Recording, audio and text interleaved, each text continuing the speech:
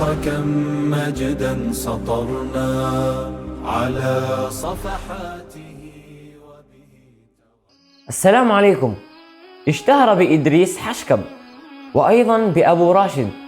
نتحدث عن المناضل البطل إدريس عثمان محمد همل، الذي لم يدخر جهدا ولا وقتا أو مالا في رفعة بلادنا الحبيبة إريتريا، حيث ولد في عام 1950 للميلاد بمدينة بورت سودان، ودرس كل المراحل الدراسية بها.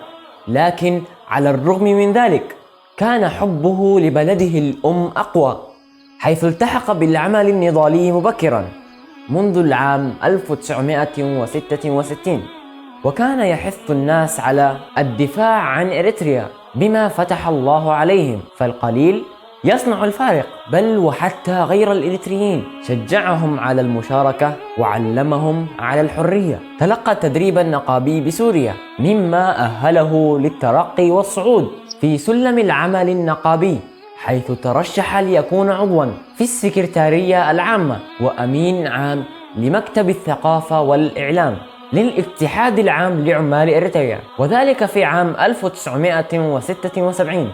وبعد التحرير الإريتري ونيل الاستقلال الكبير كان له شرف ترأس لجنة أغردات الحبيبة، وبعدها تم انتخابه أمين عام لاتحاد عمال إريتريا، كما تم تكريمه من قبل عدد من الاتحادات والنقابات. وأخيرا حط رحاله بليبيا الشقيقة، حيث انتقل إلى جوار ربه بتاريخ 18/10/2001 بطرابلس، ودفن جثمانه الطاهر بها بعيدا عن محبوبته إريتريا، رحمه الله رحمة واسعة وتقبل منه قبولا حسنا.